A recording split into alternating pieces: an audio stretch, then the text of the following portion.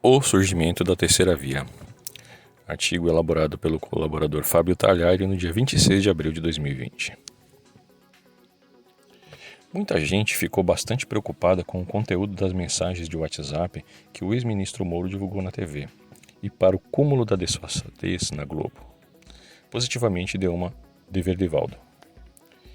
Mas analisadas essas mensagens do WhatsApp de Moro, verifica-se que não provam nada contra o presidente, nenhum crime de responsabilidade, como querem fazer crer.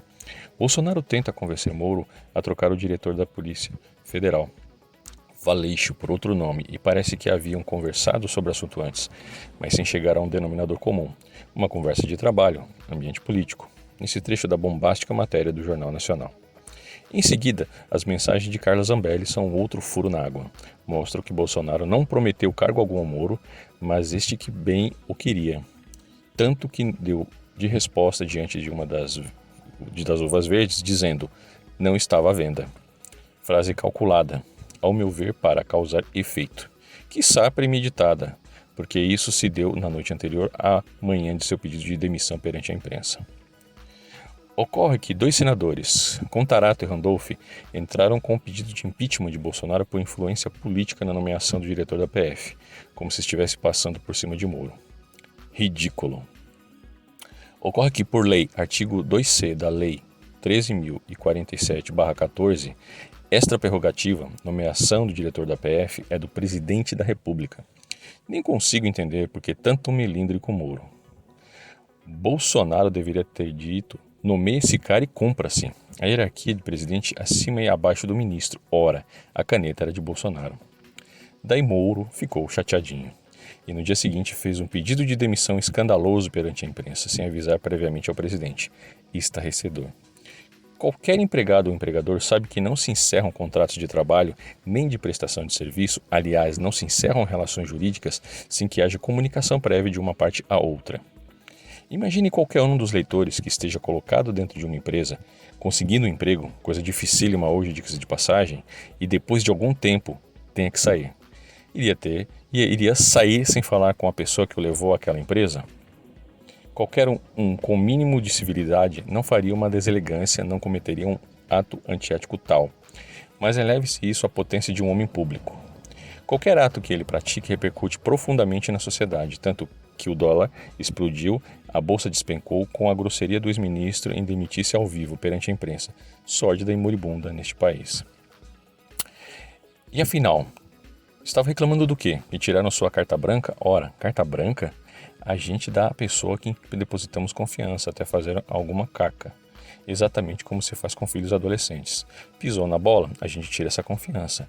Podem até dizer que foi rude, antiético ou escambau por parte do presidente ter dado e depois retirado. Mas não foi ilegal e não há crime de responsabilidade aí, como pensam os 2 desorientados senadores.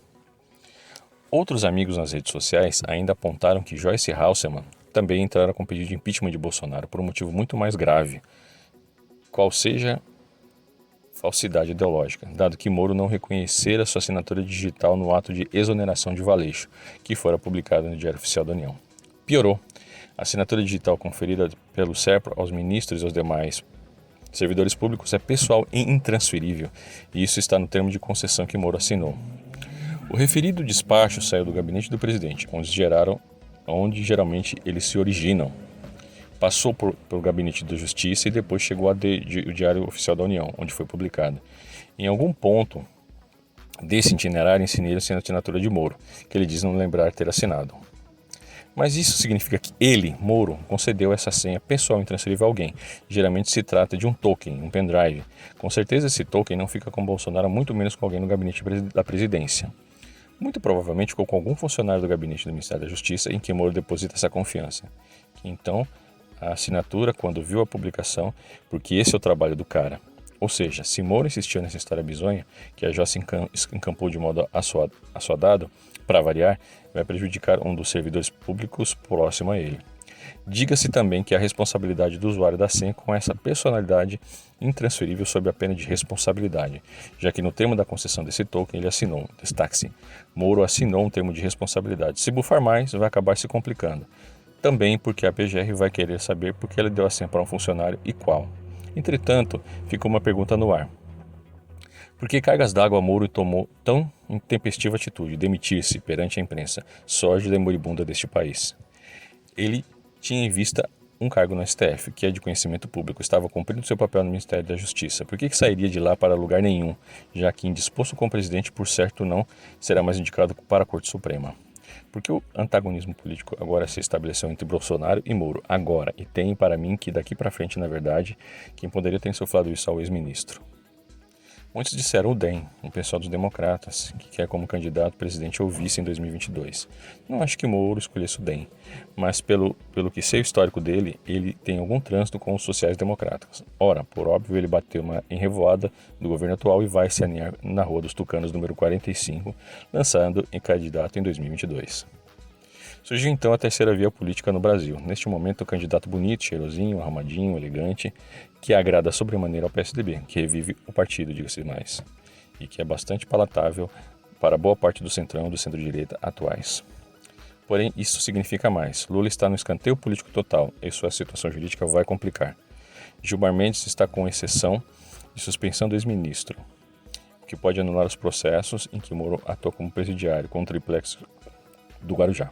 Entretanto, mesmo que seja anulado esse processo do triplex, ainda tem o sítio de Atibaia, agora no TRF4, e o Instituto Lula, em Curitiba, e o quadrilhão do PT, em Brasília, das propinas de Odebrecht, em Angola, em Brasília, e das MPs das montadoras, em Brasília. Os das propinas das caças da Gripen, também em Brasília. Os das propinas da empresa ARG, na Guiné Equatorial, em São Paulo. Por óbvio, Moro não atuou nos processos fora de Curitiba e do Instituto Lula sequer teve sentença, portanto não deve ser anulado. Ou seja, até 2022, Lula ainda vai tomar mais condenações e será inelegível. Mas não somente, com Moro fora do governo, a tese de suspeição do ex-ministro perde muita força, torna inverossímil, aliás. Mesmo que Gilmar Mendes faça a tremenda ginástica jurídica para caracterizar essa suspeita contra Moro, não creio que outros ministros na segunda turma sigam Celso de Mello, Lewandowski, Fachin e Carmen Lúcia. Até porque Marco Aurélio, da outra turma, mas antes avesso a Moro, já teceu loas e a heróica demissão do ex-ministro. Ou seja, o STF está vendo com outros olhos agora. E também porque agora o Ninho Tucano vai protegê-lo, usará de toda influência para que ele não seja declarado suspeito. Não quer que perder o potencial melhor candidato que a legenda tem desde FHC, por causa de uma suspeitinha, não é? Vejam, Moro saiu atirando, estabelecendo um antagonismo político com Bolsonaro. Como eu disse antes, com o tabuleiro político indicado contra a posição de Moro-Bolsonaro em 2022. Se houver o segundo turno, pode apostar que será entre Moro e Bolsonaro. Então Lula se deu mal politicamente também. Eis que Moro tende a crescer, enquanto Lula ainda tem condenações a vir. E não deve ser mais declarado suspeição de Moro, sequer poderá candidatar-se. E tem um poste certo para 2022, supõe-se Haddad, coitado. Então, pela ação de uma mão providencial do destino para mim, amigos leitores, que as eleições de 2022 serão mais civilizadas e urbanas que as anteriores. Uma tremenda evolução política e social neste país, vinda aos trancos e barrancos, mas bem-vinda. Fábio Talari para o Vida Destra, 25/4/2020.